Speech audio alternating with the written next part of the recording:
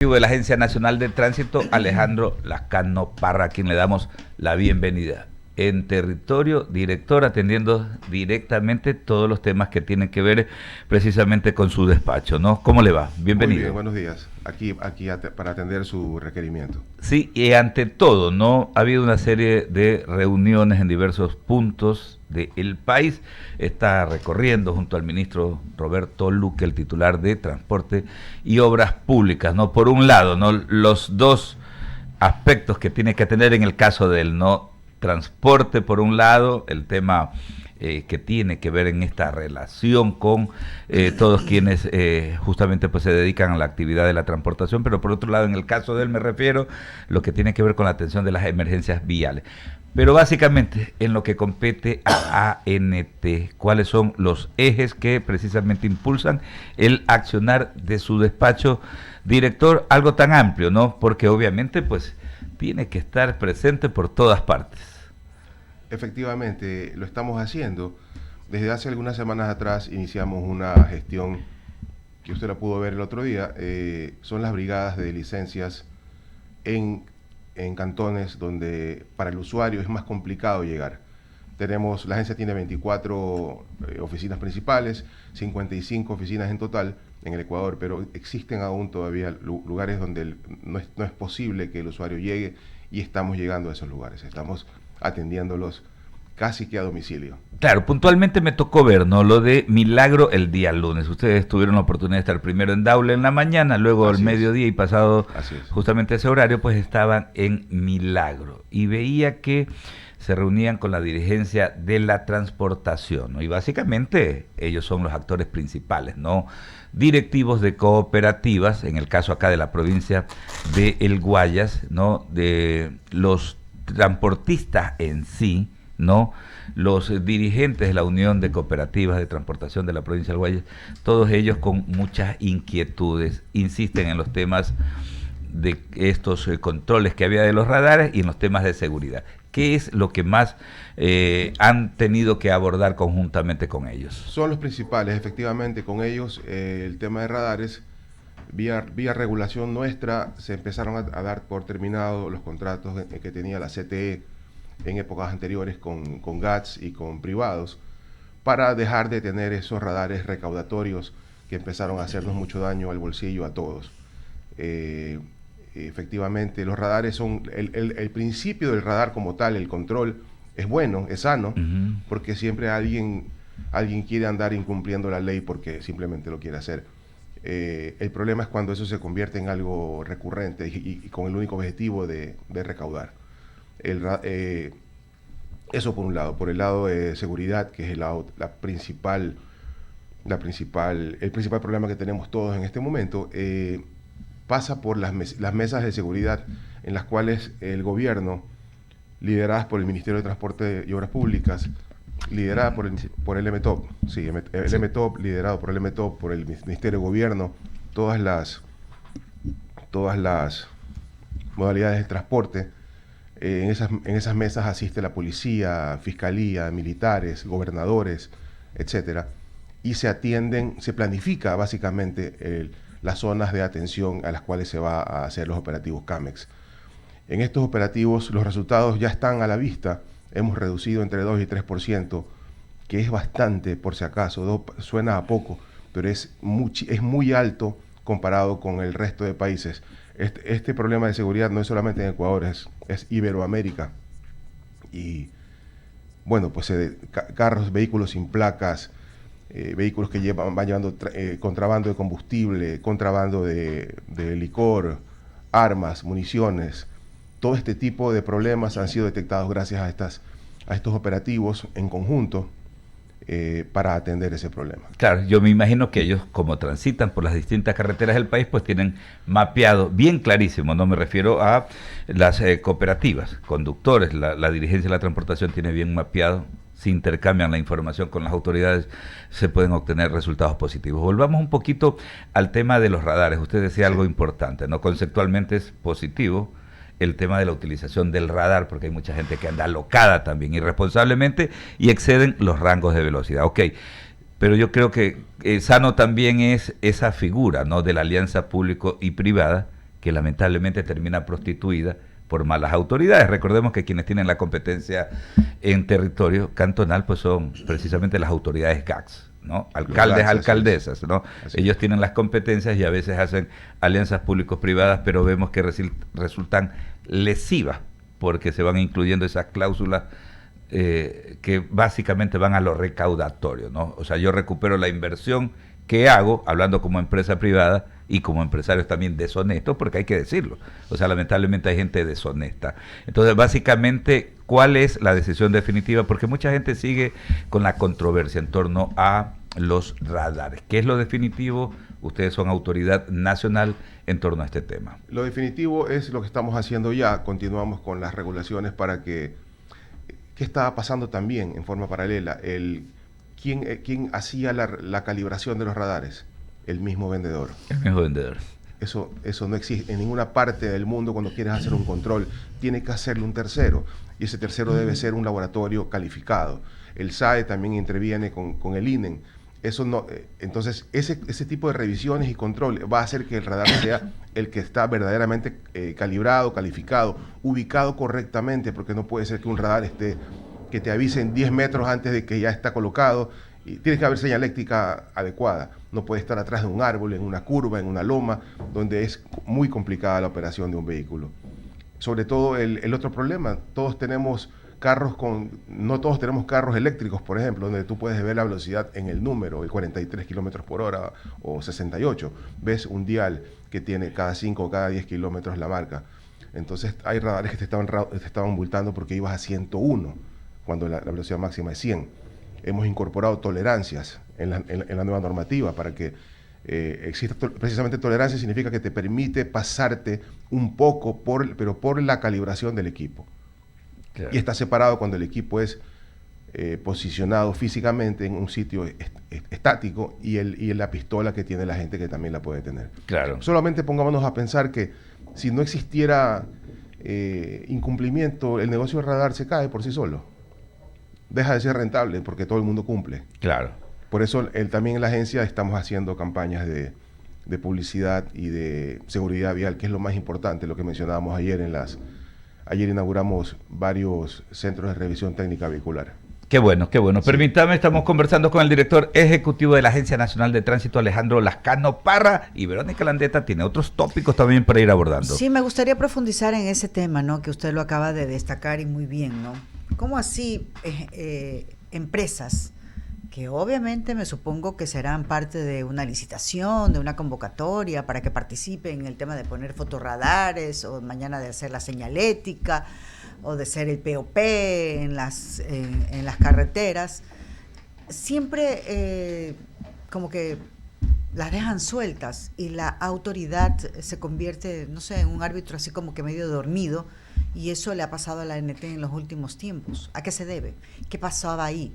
Para poder pasar a lo otro, ¿no? A la gestión actual que se está haciendo. Porque a veces a los ciudadanos, ya ni siquiera como periodistas, siempre nos ponemos a pensar, bueno, y si aquí hay una entidad que regula, ¿y cómo es que esto se daba? ¿Cómo es que se daba con el tema de los fotorradares? ¿Cómo es que se daba con este tipo de contrataciones? Y así hemos ido saltando, ¿no, verdad? De un caso a otro, pues. También hubo hace más o menos 15 años también hubo otro tema ahí. Entonces, ¿a qué se debe eso?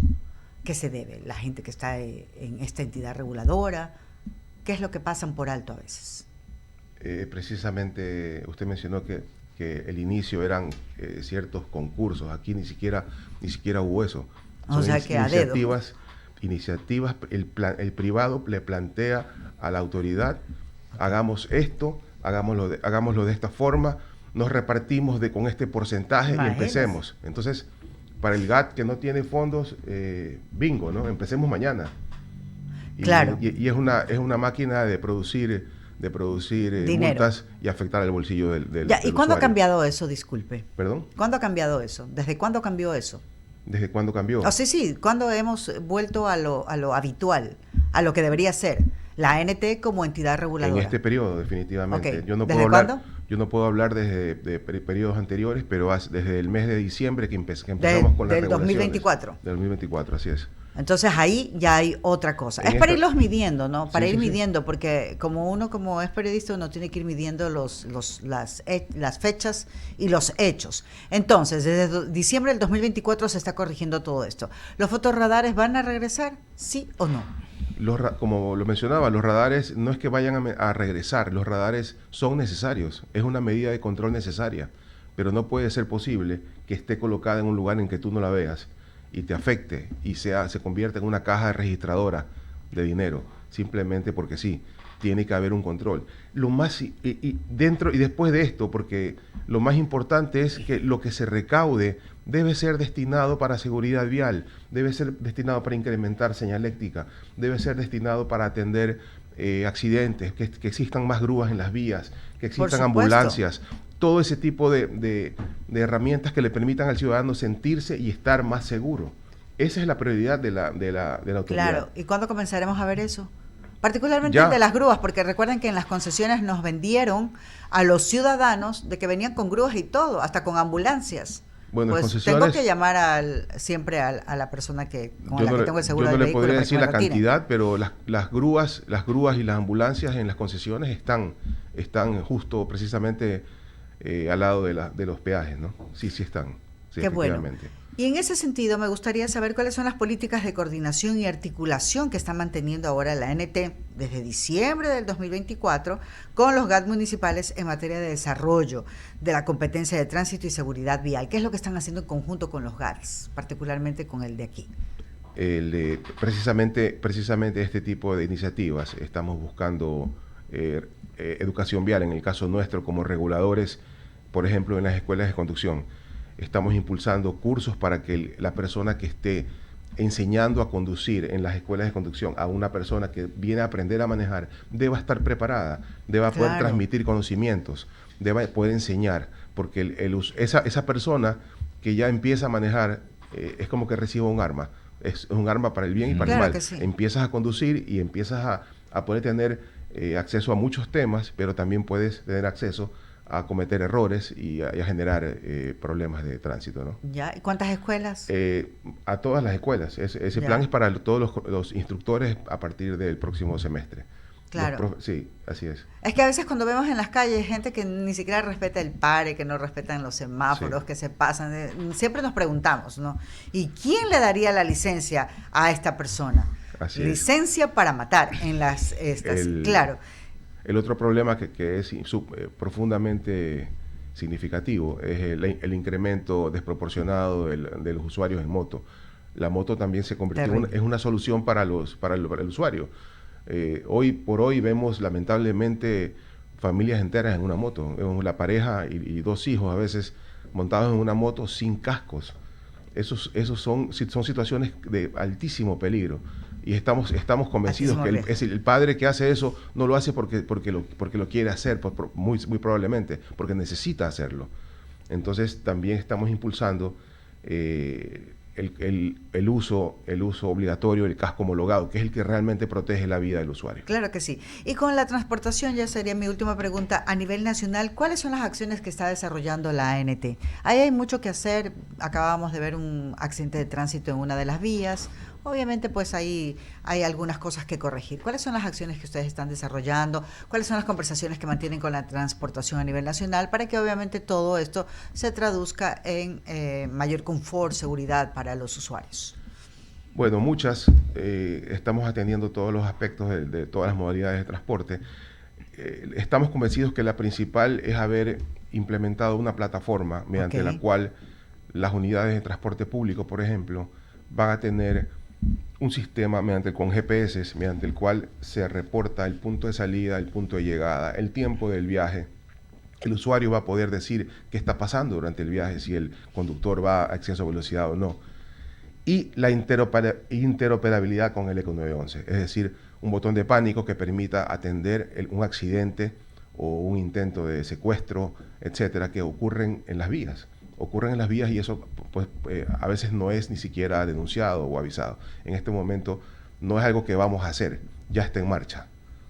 Precisamente generamos un espacio dentro de la agencia, en Quito, en la matriz, donde tenemos las pantallas y podemos ver ya en tiempo real este seguimiento, que es fundamental para darle más seguridad al usuario. Eso es lo que estamos buscando. Entonces, es la principal. Claro, la ANT lo que ha hecho es ajustar las tuercas, ¿no es verdad? En sus políticas y en sus acciones que están desarrollando para este 2025. Claro. Alberto. Sí, vale recordarle, ¿no?, a nuestra audiencia, lo dijimos hace un momento, la competencia, porque hubo un proceso hace 15 años más o menos, un proceso, ¿no?, de transferencia de la competencia de tránsito, transporte terrestre y seguridad vial a las municipalidades, y ahí es que viene esta categorización, que el modelo A, el modelo B, el modelo C, etcétera, etcétera, ¿no? Pero vamos a insistir en algo, ya usted lo anotaba. Ayer estuvo acá el alcalde de Guayaquil, nos tocó matrizar justamente la rendición de cuentas del alcalde de Guayaquil, y comentábamos, ¿no?, esa disposición que él ha dado en lo que tiene que ver en el ámbito de su accionar a los empleados del municipio, que es muy plausible. El hecho de decir, señores, aquí se detecta que un funcionario de la Corporación Municipal de Guayaquil anda en un vehículo sin placas, simplemente se queda sin trabajo. Y hay que tomar decisiones y medidas radicales. Entonces le decíamos que hasta qué punto también no se puede acá, en lo que tiene que ver con el control que ejerce la agencia, la Agencia Municipal de Tránsito, la ATM. La ATM, acá en el Cantón Guayaquil, pues, porque no se busca el mecanismo como para poder más rápido, por ejemplo. Yo soy más extremo, ¿no? Yo digo que hay que chatarrizar, más allá de que el carro detectado sin placa sea modelo 2025, simplemente se tiene que ir a la chatarrización, porque eso de alguna manera pues abona en los temas de inseguridad. Pero aquí los plazos, los términos como que son demasiado extensos, y parece que por eso es que todo el mundo burla este tema. De mañana, de noche, de madrugada, aquí vemos circulando vehículos sin placas, no pasan al lado de los agentes. Entonces, ¿qué hacer a nivel nacional, director, justamente para ir contrarrestando este gravísimo problema? Precisamente lo mencionaba hace unos minutos, parte de los operativos que se están haciendo uno de los puntos principales es ese, detener el vehículo. El vehículo sin placas no es que te multo y sigue rodando. Eso no existe. ¿Qué el pasa? vehículo sin placas sanción? no puede rodar. El vehículo sin placas debe quedar detenido en el canchón más cercano hasta que la persona regularice. A veces la agencia administra el tema de las placas, de los vehículos. Correcto. Entonces, muchos GATS ni siquiera le dicen al usuario, no hay placas, cuando no es la realidad. Las placas están fabricadas, están en la agencia y no han ido a retirarlas. Entonces, eso son respuestas rápidas que dan. Ya el usuario fue y pagó su placa, correcto, no la ha recibido. Entonces, ¿cómo llegar a eso? El tema del chatarrización, a veces son formas de decir el extremo para que la gente extremo, para pero que es que es la única manera. Sí, es la única manera. En este caso, el carro, no solamente el conductor debe ser multado, sino que el carro debe quedar detenido.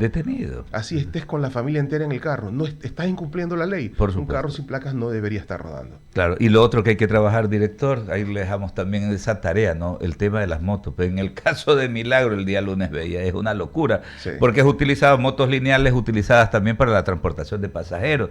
Y es un tema que está generando un deterioro, porque ni siquiera es que le hacen nada. Pues acá en algunos sectores urbanos marginales de Guayaquil hay estas taximotos, tricimotos. Allá son las mismas motos lineales tal como las venden. Entonces sí hay que hacer un control exhaustivo, porque allá el daño incluso en lo que tiene que ver con la salud de la gente, porque es una locura, todo el mundo pitando, pita para llamarle la atención al ciudadano, al pasajero, entre comillas. Entonces es algo que ya está volviéndose una locura. No solamente es el tema de la distorsión que hay en el tema de movilidad, ¿no? Allá, refiriéndome a Milagro y a otras localidades, sino que ya es el tema de salud pública también de la gente, ¿no? Es contaminación auditiva. Así es. Definitivamente. Algo hay que hacer ahí. Pues, el usuario de la tricimoto tiene una percepción de que está más seguro que andar en moto, porque tiene a veces una lona encima de la cabeza.